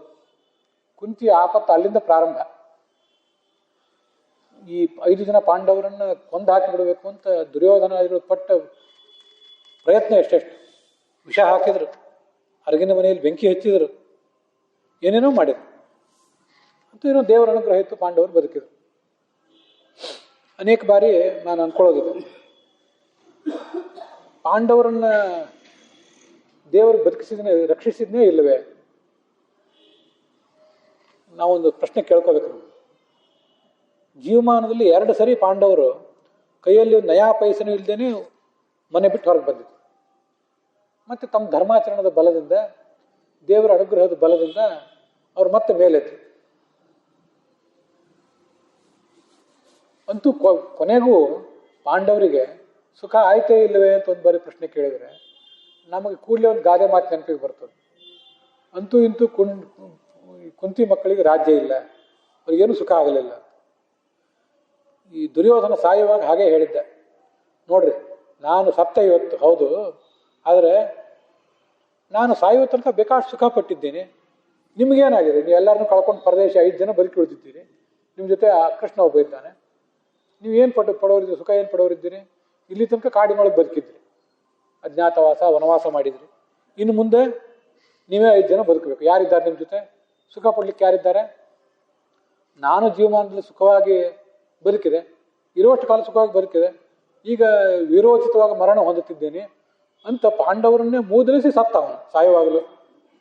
ಜಟ್ಟಿ ಮಣ್ಣಿಗೆ ಬಿದ್ದರೂ ಮೀಸೆ ಮಣ್ಣಾಗಲಿಲ್ಲ ಅಂತ ಹೀಗಿರ್ತದೆ ಮನುಷ್ಯನ ಸ್ವಭಾವ. ಅದರಿಂದ ಅದು ಕೇಳಿದವರಿಗೆ ಹೌದು ಏನು ಉಪಯೋಗ ಆಯಿತು? ನಾವು ಧರ್ಮರಾಜನಂತೆ ಬದುಕಬೇಕು, ದುರ್ಯೋಧನಂತೆ ಬದುಕಬೇಕು ಅಂತ ಮನಸ್ಸಿನೊಳಗೆ ಹುಳ ಕೊರಲಿಕ್ಕೆ ಪ್ರಾರಂಭ ಕಾಣ್ತದೆ. ಪ್ರಶ್ನೆ ಅದಲ್ಲ. ಇವತ್ತು ನಮ್ಮ ದೇಶದ ಜನ ಪಾಂಡವರನ್ನು ನೆನಪು ಮಾಡ್ಕೋತಾರೆ, ದುರ್ಯೋಧನಾದಿಗಳನ್ನ ಯಾರು ನೆನಪು ಮಾಡ್ಕೊಳ್ಳೋದಿಲ್ಲ. ಪಾಂಡವರು ಅಂದರೆ ಸತ್ಯ ಧರ್ಮ ಅದರ ಪ್ರತೀಕ ಅವರು. ದುರ್ಯೋಧನಾದಿಗಳನ್ನ ದುಷ್ಟರನ್ನ ಯಾರು ನೆನಪು ಮಾಡ್ಕೊಳ್ಳೋದಿಲ್ಲ. ನೀವು ಇರೋ ತನಕ ಹೇಗಿದ್ರಿ ಅಂತ ಮುಖ್ಯ ಅಲ್ಲ, ಜನರ ಮನಸ್ಸಿನಲ್ಲಿ ಹೇಗೆ ಉಳಿದ್ರಿ ಅನ್ನೋದು ಮುಖ್ಯ. ಈಗ ಪಾಂಡವರನ್ನು ಭಗವಂತ ರಕ್ಷಣೆ ಮಾಡಿದ್ನೇ ಇಲ್ಲವೇ ಅಂದರೆ ಅವರು ಧರ್ಮಾಚರಣೆಯನ್ನು ರಕ್ಷಣೆ ಮಾಡಿದೆ. ಕಷ್ಟ ಬಂದಿತ್ತು ಅವ್ರಿಗಿಲ್ಲ ಅಂತಲ್ಲ, ಆದರೆ ಧಾರ್ಮಿಕರಾಗಿ ಬದುಕಿದ್ರಲ್ಲ ಕೊನೆಗೂ, ಅವರಿಗೆ ಕೃಷ್ಣ ಬೆಂಗಾವಲಾಗಿದ್ದಲ್ಲ, ಅದೇ ರಕ್ಷಣೆ. ಹಾಗಾದರೆ ನಮ್ಮ ಜೀವಮಾನದಲ್ಲಿ ಭಗವಂತ ನಮ್ಮನ್ನು ರಕ್ಷಿಸುವುದು ಅಂದರೆ ಏನು? ನಮಗೆ ಕಾಲಕ್ಕೆಲ್ಲ ಏನೇನು ಬೇಕೋ ಅದೆಲ್ಲ ಸಿಗಬೇಕು. ಮದುವೆ ಮಕ್ಕಳು ಎಲ್ಲ ಆಗಬೇಕು, ಯಾರಿಗೂ ಸಾವು ನೋವು ಆಗಬಾರ್ದು ಅಂದರೆ ದೇವರು ರಕ್ಷಣೆ ಮಾಡಿದ್ದಾನೆ ಅಂತ ನಾವು ತಿಳ್ಕೋಬಾರ್ದು. ಅದಲ್ಲ, ಧರ್ಮಾಚರಣೆಯಿಂದ ಬದುಕಿದ್ದೀವ, ಧಾರ್ಮಿಕರಾಗಿ ಸತ್ಯವಂತರಾಗಿ ಬದುಕಿದ್ದೀವಿ ಅಂತ ಹೌದಾದ್ರೆ ದೇವರು ರಕ್ಷಣೆ ಮಾಡಿದ್ದಾನೆ ಅಂತ ಅರ್ಥ. ದೊಡ್ಡ ಪ್ರಮಾಣದ ಸಂಪತ್ತು ಕೊಟ್ಟು, ಇನ್ನೊಬ್ಬರ ಕಣ್ಣಿಗೆ ಹೊಟ್ಟೆ ಕಿಚ್ಚಾಗುವಷ್ಟು ಸಂಪತ್ತು ಕೊಟ್ಟು ನಾವು ಮೆರೆದಾಡುವಂತೆ ಬದುಕಿದರೆ ಅದು ದೇವರ ಅನುಗ್ರಹಕ್ಕೆ ಸೂಚಕ ಏನಲ್ಲ. ಆ ಥರದ ರಕ್ಷಣೆಯನ್ನು ನಾವು ದೇವರಿಂದ ಬಯಸಬಾರದು, ಅದರಿಂದ ಏನೂ ಉಪಯೋಗ ಇಲ್ಲ. ಪಾಂಡವರಂತೆ ಆಗುವುದನ್ನು ಸಾಧಕ ಬಯಸಬೇಕು. ಅದನ್ನು ಈ ಕಥಾದಿಂದ ನಾವು ತಿಳ್ಕೊಳ್ಬೇಕು. ಮುಂದೆ ಧರ್ಮರಾಜ ಕೇಳಿದೆ, ನಮ್ಮ ವಂಶದಲ್ಲಿ ಹಿಂದೆ ಭಾಳ ದೊಡ್ಡ ದೊಡ್ಡ ರಾಜರಿದ್ದರು, ಅವರಂತೆ ನಮ್ಮ ಈ ಮೊಮ್ಮಗನೂ ಕೂಡ ಬದುಕ್ತಾನೋ ಹೇಗೆ? ಅದಕ್ಕೆ ಜ್ಯೋತಿಷಿಗಳು ಹೇಳಿದರು, ಹಿಂದೆ ಇಕ್ಷ್ವಾಕು ಅಂತ ಒಬ್ಬ ರಾಜ ಇದ್ದ, ಪಾಂಡವರ ವಂಶದ, ರಾಮನ ವಂಶದ, ರಾಮನಕ್ಕಿಂತ ಮುಂಚೆ. ಅವನಂತೆ ಇವನು ಇರ್ತಾನೆ, ರಾಮನಂತೆ ಸತ್ಯಸಂಧನಾಗ್ತಾನೆ, ಜ್ಞಾನಿಗಳನ್ನು ಸಾಧು ಸಂತರನ್ನು ಗೌರವಿಸ್ತಾನೆ. ಶಿಬಿ ಚಕ್ರವರ್ತಿ ಅಂತ ಒಬ್ಬ ಇದ್ದ, ಎಲ್ಲರೂ ನೀವು ಕಥಾ ಕೇಳಿರ್ತೇನೆ, ದೊಡ್ಡ ದಾನಶೂರ. ಅವನನ್ನು ನಾವು ಯಾಕೆ ನೆನಪು ಮಾಡ್ಕೋತೀವಿ ಅಂದರೆ, ಒಂದು ಬಾರಿ ಒಂದು ಗಿಡುಗ, ಒಂದು ಪಾರಿವಾಳವನ್ನು ಅಟ್ಟಿಸ್ಕೊಂಡು ಬಂತು. ಆ ಪಾರಿವಾಳ ಇವನು ತೊಡೆ ಮೇಲೆ ಬಂದು ಕೂತ್ಕೋತು. ಗಿಡುಗ ಹೇಳಿತು, ಹದ್ದು ಪಾರಿವಾಳದ ಆಹಾರ ಅದನ್ನು ಕೊಡೋದು. ಇವನು ಹೇಳಿದ, ಪಾರಿವಾಳ ನನಗೀಗ ಶರಣ ಬಂದಿದೆ, ಅದನ್ನು ಕಾಪಾಡುವುದು ನನ್ನ ಧರ್ಮ, ನಿನಗೆ ಕೊಡೋದಿಲ್ಲ. ನನಗೆ ಸ್ವಾಭಾವಿಕವಾಗಿ ನಿಸರ್ಗ ಕೊಟ್ಟ ಆಹಾರ ಅದು ಬೇಡ, ನನಗೆ ಪಾರಿವಾಳನೇ ಕೊಡು ಅಂತ ಹದ್ದು ಹೇಳಿತು. ಇವನು ಹೇಳಿದ, ನಿನಗೆ ಅಲ್ಲ ಮಾಂಸ ಬೇಕಲ್ಲ, ನಾನು ನನ್ನ ದೇಹದ ಮಾಂಸ ಕೊಡ್ತೇನೆ. ಬೇರೆ ಹೇಳಿದೆ, ನಮ್ಮ ಅರಮನೆಯಲ್ಲಿ ಬೇರೆ ಏನು ಮಾಂಸ ಇದೆ ಅಂತ ಕೊಡ್ತೇನೆ ಅಂತ. ಅದೆಲ್ಲ ಬೇಕಾಗಿಲ್ಲ, ನಿನ್ನ ದೇಹದ ಮಾಂಸ ಕೊಡ್ತೀಯಾ? ಕೊಡೋನು. ಆಯಿತು ಕೊಡ್ತೀನಿ ಅಂತ ತನ್ನ ಕೈ ಕಾಲು ತೊಡೆ ಮಾಂಸ ಎಲ್ಲ ಕಿತ್ತಿಕೊಳ್ಳಿಕ್ಕೆ ತೊಡಗಿದೆ. ತಕ್ಕಡಿಯ ಒಂದು ತಟ್ಟೆಯಲ್ಲಿ ಪಾರಿವಾಳ ಇಟ್ಟ, ಇನ್ನೊಂದು ಕಡೆ ತನ್ನ ದೇಹದ ಮಾಂಸ ಎಲ್ಲ ಇಟ್ಟ. ಅದು ತಕ್ಕಡಿ ಮೇಲೆ ಏಳಲಿಲ್ಲ. ಆವಾಗ ಕೊನೆಗೆ ತಾನೇ ಇನ್ನೊಂದು ತಕ್ಕಡಿಯಲ್ಲಿ ಬಂದು ಕೂತ, ಇನ್ನೊಂದು ತಟ್ಟೆ ಒಳಗೆ. ಆವಾಗ ಆ ಗಿಡುಗ ಮತ್ತು ಪಾರಿವಾಳ ಅವೆರಡು ತಮ್ಮ ರೂಪವನ್ನು ಬಿಟ್ಟು ಹೊರಗೆ ಬಂದವು. ಅಗ್ನಿ ಮತ್ತು ಇಂದ್ರ ದೇವತೆಗಳು ನೀನು ಪರೀಕ್ಷೆ ಮಾಡ್ಲಿಕ್ಕೆ ಬಂದಿದ್ದೀವಿ ಅಂತ ಹೇಳಿದ್ರು. ಆ ಪರೀಕ್ಷೆ ಒಳಗೆ ಪಾಸ್ ಆಗಿದ್ದ ಅವನು ಶಿಬಿ ಚಕ್ರವರ್ತಿ. ಅವನಂತೆ ನಿನ್ನ ಮಗ ದಾನಶೂರನಾಗ್ತಾನೆ ಅಂತ ಜ್ಯೋತಿಷಿಗಳು ಹೇಳಿದರು. ಭರತ ಅಂತ ಒಬ್ಬ ಚಕ್ರವರ್ತಿ ಇದ್ದ, ಇದೇ ಪಾಂಡವರ ವಂಶದಲ್ಲಿ ಹಿಂದೆ. ಅವನಂತೆ ದೊಡ್ಡ ದೊಡ್ಡ ಯಜ್ಞಗಳನ್ನು ಮಾಡ್ತಾನೆ. ಕಾರ್ತವೀರ್ಯಾರ್ಜುನ ಅಂತ ಒಬ್ಬ ರಾಜ ಇದ್ದ, ದತ್ತಾತ್ರೇಯ ರೂಪದ ಭಗವಂತನ ಶಿಷ್ಯ ಅವನು. ಅವನು 1000 ತೋಳಿದ್ದಂತ, ಯಾವಾಗಲೂ 1000 ತೋಳು ಇರ್ತಿರ್ಲಿಲ್ಲ. ಯಾವಾಗ ಬೇಕಾದಾಗ ಬಯಸಿದಾಗ ಅವನಿಗೆ 1000 ತೋಳು ಬರ್ತಿತ್ತು. ಅವನೆಂಥ ಪರಾಕ್ರಮಿ ಅಂದರೆ, ಒಂದ್ಸರಿ ರಾವಣ, ಜಗತ್ತಿನ ದೊಡ್ಡ ಪರಾಕ್ರಮಿ ಅಂದ್ರೆ ರಾವಣ, ದೇವತೆಗಳನ್ನ ಹೆದರಿಸಿದ್ದ. ಆ ರಾವಣನನ್ನೇ ಸೋಲಿಸಿಬಿಟ್ಟಿದ್ದ ಕಾರ್ತವೀರ್ಯಾರ್ಜುನ, ಅಷ್ಟು ಪರಾಕ್ರಮಿ. ಅವನಂತೆ ನಿನ್ನ ಮಗ ಮಹಾಪರಾಕ್ರಮಿ ಆಗ್ತಾನೆ. ಅರ್ಜುನನಂತೆ ದೊಡ್ಡ ಧನುರ್ಧಾರಿ ಆಗ್ತಾನೆ. ಅಗ್ನಿಯಂತೆ ತೇಜಸ್ವಿ ಆಗ್ತಾನೆ. ಸಮುದ್ರ ರಾಜನಂತೆ ಗಂಭೀರವಾದ ವ್ಯಕ್ತಿತ್ವ, ಯಾರೂ ಅವನನ್ನು ದಾಟ್ಲಿಕ್ಕಾಗೋದಿಲ್ಲ. ಸಿಂಹದಂತೆ ಪರಾಕ್ರಮಿ. ಹಿಮಾಲಯದಂತೆ ಯಾರಿಗೂ ಎಲ್ಲರಿಗೂ ಆಶ್ರಯ ಕೊಡುವಂಥ ವ್ಯಕ್ತಿ. ಚತುರ್ಮುಖ ಬ್ರಹ್ಮನಂತೆ ನಿಷ್ಪಕ್ಷಪಾತಿಯಾಗಿರ್ತಾನೆ. ಪ್ರಸಾದೇ ಗಿರೀಶೋಪಮಃ. ನಾವು ಬಹಳ ಬೇಗ ಅನುಗ್ರಹ ಮಾಡುವವರು ಯಾರಂದ್ರೆ ಮಹಾದೇವ, ಪಾರ್ವತೀಪತಿ ಶಿವ ಏನಿದ್ದಾನೆ ಬಹಳ ಬೇಗ ಅನುಗ್ರಹ ಮಾಡ್ತಾನಂತೆ. ಶಿವನಂತೆ ಕೃಷ್ಣನಂತೆ ನಿನ್ನ ಮಗ ಎಲ್ರಿಗೂ ಅನುಗ್ರಹ ಮಾಡ್ತಾನೆ.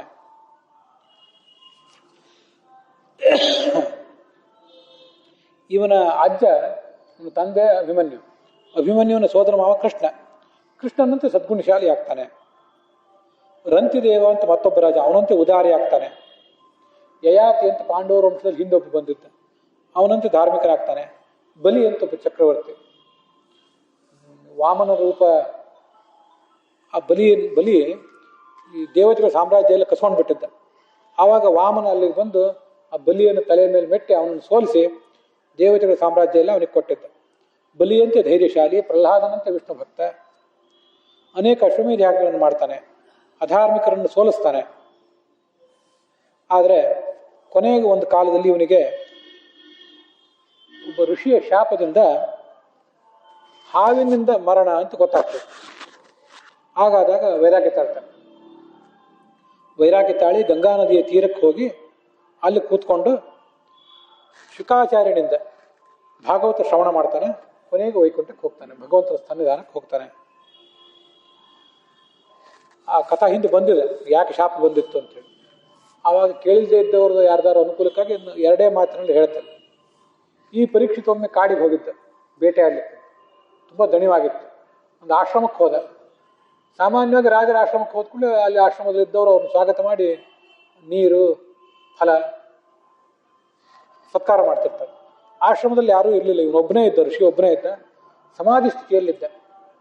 ಸಮಾಧಿ ಸ್ಥಿತಿಯಲ್ಲಿರೋದು ಅಂದರೆ ಉಳಿದಿದ್ದು ಸುತ್ತಮುತ್ತಲು ಏನಾಗ್ತದೋ ಅನ್ನೋದು ಕೇಳಿಸ್ತಾನೆ ಇರೋದಿಲ್ಲ ಅವರಿಗೆ.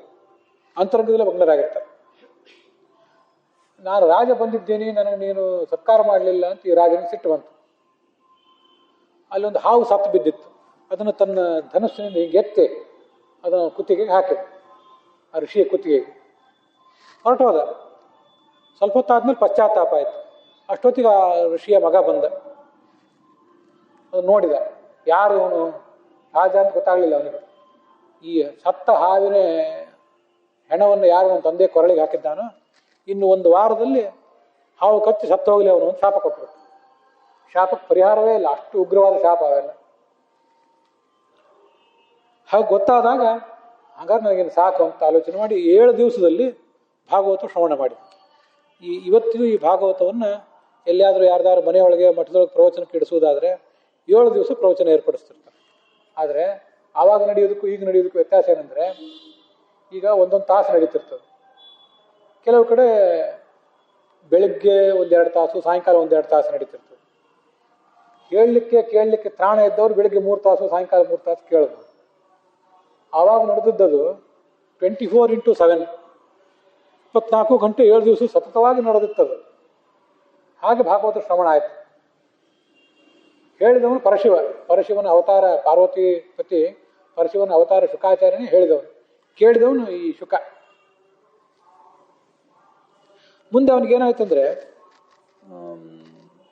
ಎಲ್ಲ ಕಡೆನೂ ಅವನಿಗೆ ದೇವರ ದರ್ಶನ ಆಗ್ತಿತ್ತಂತೆ ಆ ಬಾಲಕನಿಗೆ. ಯಾಕಂದರೆ ಗರ್ಭದಲ್ಲಿದ್ದಾಗಲೇ ದೇವರನ್ನು ನೋಡಿದ್ದ. ಅಂಥ ಒಂದು ವ್ಯಕ್ತಿ ಆದ ಅವನು, ದೊಡ್ಡವನಾದ. ಮುಂದೆ ಈ ಧರ್ಮರಾಜ ಒಂದು ಬಾರಿ ಒಂದು ಅಶ್ವಮೇಧ ಯಾಗ ಮಾಡಬೇಕು ಅಂತ ಬಯಸಿದೆ. ಆದರೆ ಅಶ್ವಮೇಧ ಯಾಗಕ್ಕೆ ಖರ್ಚು ಬಹಳ ಆಗ್ತದೆ, ಬಹಳ ದುಡ್ಡು ಬೇಕು. ಎಲ್ಲಿಂದ ಹಾಕೋದು? ಜನರ ಮೇಲೆ ಟ್ಯಾಕ್ಸ್ ಹಾಕ್ಲಿಕ್ಕೆ ಅವನು ಬಯಸಲಿಲ್ಲ ಅಂತ. ಬಹಳ ಕರುಣಾಶಾಲಿ ಧರ್ಮರಾಜ. ಇದೇನು ಮಾಡಬೇಕು? ಆವಾಗ ಏನು ಮಾಡಿದ್ರು ಅಂದರೆ, ಈ ಹಿಂದೆ ಒಬ್ಬ ಮರುತ್ ಅಂತ ಒಬ್ಬ ರಾಜ ಇದ್ದ. ಆ ಮರುತ್ ರಾಜ ದೊಡ್ಡ ಪ್ರಮಾಣದ ಸಂಪತ್ತನ್ನು ಬಿಟ್ಟು ಹೋಗಿದ್ದ ಹಿಮಾಲಯದಲ್ಲಿ ಒಂದು ಕಡೆ. ಅವನು ಯಜ್ಞ ಮಾಡಿದ್ದ. ಮರುತ್ ರಾಜ ಮೊದಲಾದವರು ಬೇರೆ ಬೇರೆ ರಾಜರು ಯಜ್ಞ ಮಾಡಿದ್ರು, ಅವ್ರದ್ದು ಸಂಪತ್ತು ಬಿಟ್ಟು ಹೋಗಿದ್ರು.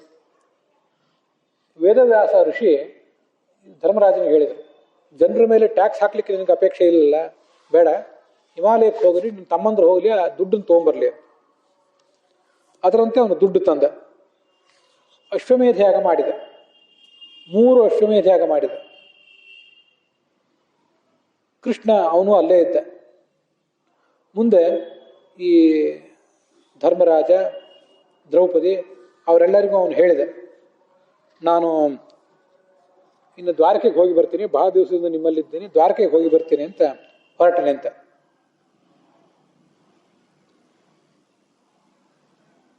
ಈ ನಡುವೆ ಈ ವಿದುರ ಧರ್ಮರಾಜನಿಗೆ, ಧೃತರಾಷ್ಟ್ರನಿಗೆ ಸಹಾಯಕನಾಗಿದ್ದನಲ್ಲ ಹಿಂದೆ ಮಂತ್ರಿ, ಅವನು ತೀರ್ಥಯಾತ್ರೆ ಮಾಡ್ಲಿಕ್ಕೆ ಹೋಗಿದ್ದ. ಮೈತ್ರೇಯ ಅಂತ ಒಬ್ಬ ಋಷಿ, ಆ ಋಷಿಯ ಮೂಲಕ ತತ್ವೋಪದೇಶ ಪಡ್ಕೊಂಡಿದ್ದ. ಆ ತೀರ್ಥಯಾತ್ರೆ ಎಲ್ಲ ಮುಗಿಸಿ ಹಸ್ತಿನಾವತಿಗೆ ಬಂದ. ವಿದುರ ಬಂದ ಅಂದ ಕೂಡಲೇ ಧರ್ಮರಾಜನಿಗೆ, ಅವನ ಸಹೋದರರಿಗೆ ಎಲ್ಲಿಗೂ ಭಾರಿ ಸಂತೋಷ ಆಯಿತು. ವಿದುರ ಅಂದರೆ ಧರ್ಮರಾಜನಿಗೆ ಚಿಕ್ಕಪ್ಪ ಆಗಬೇಕು. ಧೃತರಾಷ್ಟ್ರ, ಪಾಂಡು ಮತ್ತು ವಿದುರ 3 ಜನ ಅಣ್ತಮ್ಮಂದರು. ಹೀಗೆ ಚಿಕ್ಕಪ್ಪ ಆಗಬೇಕು. ಸಂಭ್ರಮದಿಂದ ಅವನು ಪಾಲ್ಗೊಂಡು ಅವನು ಸ್ವಾಗತ ಮಾಡಿದರು. ಅವನನ್ನು ನಮಸ್ಕರಿಸಿದರು. ಬಹಳ ದಿವಸ ಆಯಿತು ನೀನು ನೋಡಿ ಅಂತ ಕಣ್ಣೀರು ಸುರಿಸಿದ್ರು, ಆನಂದ ಬಾಷ್ಪ ಸುರಿಸಿದ್ರು. ಅವನದು ಊಟ ಆಯಿತು, ವಿಶ್ರಾಂತಿ ಆಯಿತು, ಕೂತ್ಕೊಂಡ. ಆವಾಗ ಧರ್ಮರಾಜ ಕೇಳಿದೆ, ನಾವು ಹಿಂದೆ ಅನೇಕ ಆಪತ್ತುಗಳಲ್ಲಿದ್ದಾಗ, ನಮ್ಮನ್ನು ಕೌರವರು ಅರಗಿನ ಮನೆಯಲ್ಲಿ ಸುಟ್ಟು ಹಾಕಬೇಕಂತ ಪ್ರಯತ್ನ ಪಟ್ಟಾಗ, ವಿಷದ ಊಟ ಹಾಕಿದಾಗ, ಎಲ್ಲ ಸಂದರ್ಭದಲ್ಲೂ ಕೂಡ ನಮ್ಮನ್ನು ಕಾಪಾಡಿದವನು ನೀನು. ಈಗ ಎಲ್ಲೋ ತೀರ್ಥಯಾತ್ರೆಗೆ ಹೋಗಿದ್ದೆ, ನಮ್ಮನ್ನು ನೆನಪು ಮಾಡ್ಕೊಂಡು ಬಂದಿದ್ದೀಯಲ್ಲ, ಬಹಳ ಸಂತೋಷ ಆಯಿತು. ತೀರ್ಥಯಾತ್ರೆಯಲ್ಲಿದ್ದಾಗ ಎಲ್ಲಿ ಊಟ ಮಾಡಿದ್ರಿ, ಏನು ಮಾಡಿದ್ರಿ, ಏನೇನು ತೀರ್ಥಗಳನ್ನು ನೋಡಿದ್ರಿ? ವಸ್ತುತಃ ನೀನೇನು ತೀರ್ಥಯಾತ್ರೆಗೆ ಹೋಗೋ ಅಗತ್ಯ ಇಲ್ಲ. ಧರ್ಮರಾಜ ವಿದುರನಿಗೆ ಹೇಳಿದೆ, ನಿಮ್ಮಂಥವ್ರು ತೀರ್ಥಯಾತ್ರೆಗೆ ಹೋಗಬೇಕು. ಯಾಕಂದರೆ ಒಂದು ಶಾಸ್ತ್ರದಲ್ಲಿ ಮಾತು ಹೇಳ್ತಿರ್ತಾರೆ, ಅನ್ಯಕ್ಷೇತ್ರ ಕೃತಂ ಪಾಪಂ ಪುಣ್ಯಕ್ಷೇತ್ರೇ ವಿನಶ್ಯತಿ ಅಂತ. ನಮ್ಮ ಊರುಗಳಲ್ಲಿ ನಾವೇನಾದ್ರು ಪಾಪ ಮಾಡಿದರೆ ಅದನ್ನೆಲ್ಲ ಕಾಶಿ, ಕೇದಾರ, ಬದರಿ, ತಿರುಪತಿ, ಶ್ರೀಶೈಲ ಅಲ್ಲೆಲ್ಲ ಹೋದ ಕಳ್ಕೊತೀವಿ. ನದಿ ಸ್ನಾನ ಮಾಡಿ ಅಲ್ಲಿ ಸಾಧು ಪುರುಷರು ಬಂದಿರ್ತಾರೆ, ದೇವರು ಇರ್ತಾನೆ, ನೋಡಿ ಕಳ್ಕೊತೀವಿ. ನಾವು ಹೋಗೋದು ಅದಕ್ಕೆ ಪಾಪ ಕಳ್ಕೊಳ್ಳಿಕ್ಕೆ. ವಿದುರನಂಥವ್ರಿಗೆ ಏನು ಪಾಪ ಮಾಡಿರ್ತಾನೆ? ಏನು ಪಾಪನೂ ಇಲ್ಲ ಅವನು. ನೀನೇನು ತೀರ್ಥಕ್ಕೆ ಹೋಗ್ಬೇಕಾದ ಅಗತ್ಯ ಇಲ್ಲ. ನೀನೇ ಎಲ್ಲಾದರೂ ತೀರ್ಥಕ್ಕೆ ಹೋದರೆ ಆ ತೀರ್ಥದಲ್ಲೇ ಏನಾದರೂ ಮೈಲಿಗೆ ಇದ್ರೆ ಅದನ್ನೇ ಕಳಿತೀವಿ ನೀನೇ. ಸ್ವಾರಸ್ಯವಾದ ಸಂಗತಿ. ಹಿಂದೆ ಗಂಗೆ ದೇವಲೋಕದಲ್ಲಿತ್ತು. ಅದು ಭೂಲೋಕಕ್ಕೆ ಬರುವಾಗ, ಆ ಕಥಾ ಒಂದು ಬೇರೆ ಇದೆ, ಆ ಕಥಾ ಇನ್ನೊಂದ್ಸರಿ ಯಾವುದೋ ಪ್ರಸಂಗದಲ್ಲಿ ಹೇಳ್ತೇನೆ. ಭೂಲೋಕಕ್ಕೆ ಬಾ ಅಂತ ಅದನ್ನು ಕೆಲವರು ಕರೆದರು, ಭಗೀರಥ ಮೊದಲಾದ ರಾಜರು ಕರೆದರು. ಆವಾಗ ಅಂದಿತ್ತು, ಭೂಲೋಕಕ್ಕೇನೋ ಬರ್ತೇನೆ, ನಾ ಅಲ್ಲಿ ಬಂದಮೇಲೆ ಜನ ಅಲ್ಲಿ ಬಂದು ಸ್ನಾನ ಮಾಡ್ಲಿಕ್ಕೆ ಶುರು ಮಾಡ್ತಾರೆ. ಎಲ್ಲರೂ ಬಂದು ಸ್ನಾನ ಮಾಡಿ ಮಾಡಿ ತಮ್ಮ ಮೈಲಿಗೆ, ತಮ್ಮ ಪಾಪ ಎಲ್ಲ ಅಲ್ಲಿ ಕಳ್ಕೋತಾರೆ. ನನ್ನ ಗತಿ ಏನು? ನನ್ನ ಪಾಪ ಕಳೆಯೋರು ಯಾರು? ನನ್ನ ಮೈಲಿಗೆ ಕಳೆಯೋರು ಯಾರು ಅಂತ. ಆವಾಗ ಎಲ್ಲರೂ ಅವಳಿಗೆ ಸಮಾಧಾನ ಹೇಳಿದಂತೆ ಗಂಗೆಗೆ, ನೀನೇನು ವಿಚಾರ ಮಾಡಬೇಡ, ಸ್ವರ್ಗದಿಂದ ಇಲ್ಲಿ ಬಾ. ಯಾರು ನೀನು ಪಾಪ ಕಳೀತಾರೆ ಅಂದರೆ ಸಾಧು ಸತ್ಪುರುಷರು ಇರ್ತಾರಲ್ಲ. ಇದು ನೋಡಿ, ಸಾಧು ಸತ್ಪುರುಷರಿಗೆ ಯಾಕೆ ನಾವು ಪಾದ ಮುಟ್ಟಿ ನಮಸ್ಕಾರ ಮಾಡ್ತೇವೆ? ಅವ್ರ ಮಹತ್ವ ಎಂಥದ್ದು ಅಂದರೆ, ಪಾಪಿಷ್ಠರಾದ ಪುರುಷರು ಗಂಗಾ ನದಿಯಲ್ಲಿ ಹೋಗಿ ಏನು ಮೈಲಿಗೆ ಪಾಪ ಕಳ್ಕೊಂಡಿರ್ತಾರಲ್ಲ, ಅದೇ ಜಾಗಕ್ಕೆ ಸಾಧು ಸತ್ಪುರುಷರು ಬರ್ತಾರಲ್ಲ, ತಾವು ಅಲ್ಲಿ ಸ್ನಾನ ಮಾಡಿ ಮೈಲಿಗೆನೆಲ್ಲ ಕಳೀತಾರೆ. ಗಂಗಾ ನದಿಗೆ ಏನು ಕೊಳೆ ಮೈಲಿಗೆ ಇಟ್ಟಿರ್ತದೆ ಅದನ್ನೆಲ್ಲ ಸಾಧು ಸತ್ಪುರುಷರು ಕಳೀತಾರೆ. ಅದರಿಂದ ವಿದುರ ಮೊದಲಾದ ಸಾಧು ಸತ್ಪುರುಷರ ಮಹತ್ವ ಎಂಥದ್ದು ಅಂದರೆ, ಗಂಗಾ ನದಿ, ಯಮುನಾ ನದಿ, ಕೃಷ್ಣಾ ನದಿ, ಕಾವೇರಿ ನದಿ ಮೊದಲಾದ ನದಿಗಳಿಗೆ ಬಂದ ಮೈಲಿಗೆ ಪಾಪ ಎಲ್ಲ ಇವ್ರು ಕಳೀತಾರೆ. ಇನ್ನು ಇವ್ರ್ಯಾಕೆ ತೀರ್ಥಯಾತ್ರೆಗೆ ಹೋಗ್ಬೇಕು? ತಮ್ಮ ಪಾಪ ಕಳ್ಕೊಳ್ಳಿಕ್ಕೆ ಹೋಗೋದಲ್ಲ, ಇವರು ಬೇರೆಯವ್ರ ಪಾಪ ಕಳಲಿಕ್ಕೆ ಹೋಗ್ತಿರ್ತಾರೆ. ಅದಕ್ಕೆ ಒಂದು ದಾಸರ ಹಾಡಿದೆ, ದೇವ್ರನ್ನ ನೋಡ್ಲಿಕ್ಕೆ ಪಂಡ್ರಪುರಕ್ಕೆ ಯಾಕೆ ಹೋಗ್ಬೇಕು, ಕಾಶಿಗೆ ಯಾಕೆ ಹೋಗ್ಬೇಕು, ಇಲ್ಲಿಲ್ಲೇನು ದೇವರು? ಅದಲ್ಲ, ನಿನ್ನ ನೋಡಲು ಬರಲಿಲ್ಲ, ನಿನ್ನ ಭಕ್ತರನ್ನು ನೋಡ್ಲಿಕ್ಕೆ ಬಂದೆ ಅಂತ ದಾಸರ ಹಾಡಿದೆ. ಇಲ್ಲೂ ಇದ್ದಾರೆ ಭಕ್ತರು. ಪಂಢರಪುರದಲ್ಲಿ, ತಿರುಪತಿಯಲ್ಲಿ, ಶ್ರೀಶೈಲದಲ್ಲಿ, ಕೇದಾರದಲ್ಲಿ, ಕಾಶಿಯಲ್ಲಿ ಭಕ್ತರು ಹೆಚ್ಚು ಬಂದಿರ್ತಾರೆ. ದೇಶಾದ್ಯಂತ ಎಲ್ಲ ಭಕ್ತರು ಬಂದಿರ್ತಾರೆ. ಅವ್ರನ್ನ ನೋಡ್ಲಿಕ್ಕೆ ಹೋಗೋದು. ಅದು ಬಿಟ್ಟು ದೇವರು ಎಲ್ಲ ಕಡೆ ಇದ್ದೇ ಇದ್ದಾನೆ. ಇದು ಸಾಧು ಸತ್ಪುರುಷರ ಮಹತ್ವ. ಆಯಿತು. ಈ ಕೃಷ್ಣನ ಊರು ದ್ವಾರಕೆ, ಯಾದವರು, ಅವ್ರನ್ನೆಲ್ಲ ನೀ ಏನಾದರೂ ನೋಡಿದ್ಯಾ? ಅವರೆಲ್ಲ ಹೇಗೆ ಚೆನ್ನಾಗಿದ್ದಾರ ಅಂತೆಲ್ಲ ಧರ್ಮರಾಜ ವಿದುರನನ್ನು ಕೇಳಿದ. ಆ ವಿದುರ ಅದಕ್ಕೇನು ಉತ್ತರ ಹೇಳಿದ, ತಾನೇನೇನು ನೋಡಿದೆ ಅನ್ನೋದನ್ನೆಲ್ಲ ಹೇಳಿದ. ಅದನ್ನು ಮುಂದಿನ ಭಾಗದಲ್ಲಿ ನೋಡೋಣ. ಅಲ್ಲಿಗೆ ಇವತ್ತಿನ ಭಾಗ ಸಮಾಪ್ತ ಆಗಿದೆ.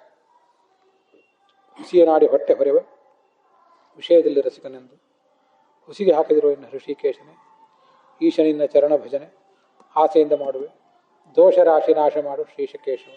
ಶ್ರೀಕೃಷ್ಣಾರ್ಪಣ.